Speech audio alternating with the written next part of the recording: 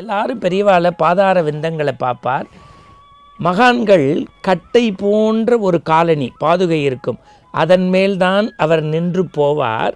இந்த கோக்களுக்கு அதிசயத்தை நடத்திய பசுவிற்கு மட்டுமல்ல, பரம்பொருளாகிய பெரியவர் பக்தனுக்கும் பசுவுக்கும் ஒரே பார்வை காட்டுகின்றார்.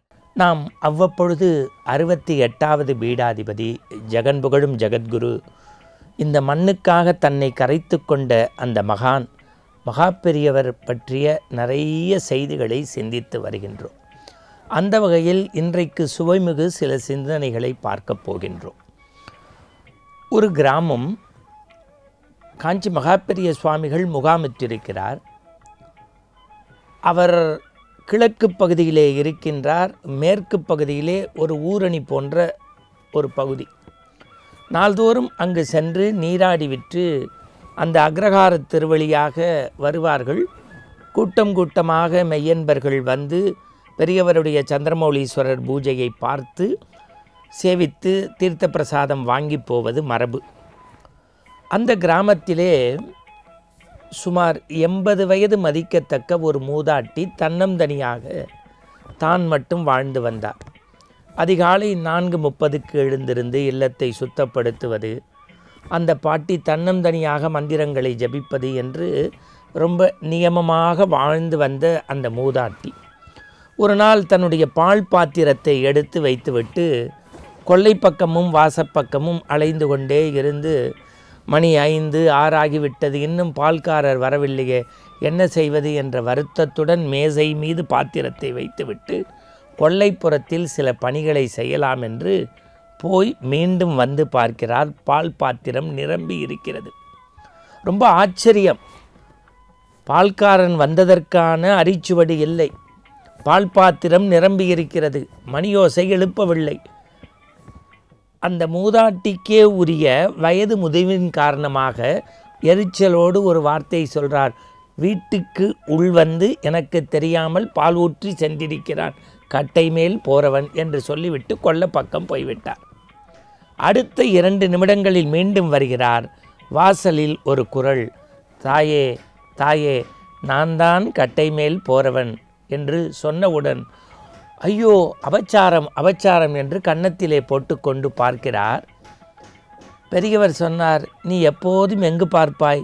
எல்லாரும் பெரியவாளை பாதார விந்தங்களை பார்ப்பார். மகான்கள் கட்டை போன்ற ஒரு காலனி பாதுகை இருக்கும், அதன் மேல்தான் அவர் நின்று போவார். அவர் சொன்னார், நீ சரியாத்தானம்மா சொல்லியிருக்கிறாய், கட்டை மேல் போறவன் கட்டை மேல் போறவன், அபச்சாரம் என்று கன்னத்தில் போட்டு கொண்டார். எவ்வளவு ஆச்சரியம் பாருங்கள். அவர் சொன்னார், அம்மா நீ கொல்லைப்பக்கம் பணியில் இருந்ததால் நான் தான் பால் பாத்திரத்தில் பால் வாங்கி வைத்தேன் என்று.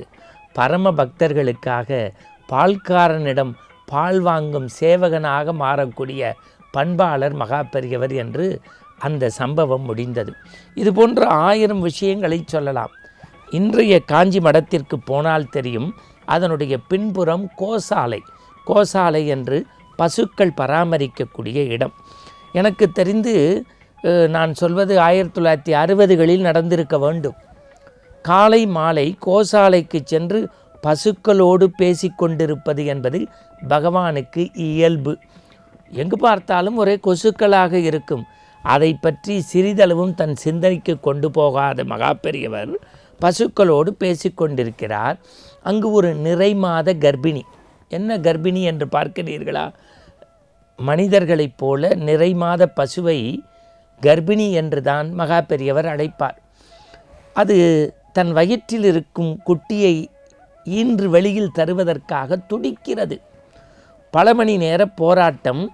கால்நடை மருத்துவர்கள் ஒருவர் இருவர் அல்ல, 6 பேர் ஒன்றிணைந்து மடத்து கோசாலை என்பதால் வந்து பார்த்துவிட்டு பரிதவிப்போடு அவர்கள் சொன்ன வார்த்தை, கன்றுக்குட்டி உள்ளே இறந்து விட்டது, அதில் வெளியில் வரவில்லை என்றால் தாய்ப்பசுவுக்கும் ஆபத்து. பெரியவரிடத்தில் செய்தி தெரிவிக்கப்பட்டது.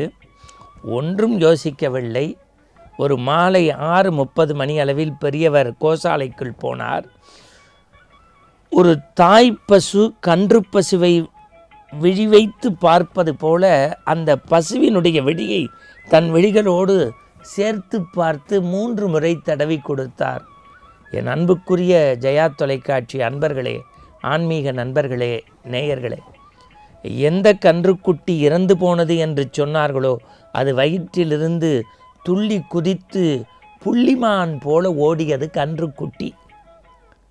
மருத்துவர்கள் சொன்னார்கள், எங்களால் முடியாததை தன் விழிப்பார்வையால் இந்த கோக்களுக்கு அதிசயத்தை நடத்திய பசுவிற்கு மட்டுமல்ல, பரம்பொருளாகிய பெரியவர் பக்தனுக்கும் பசுவுக்கும் ஒரே பார்வை காட்டுகின்றார்.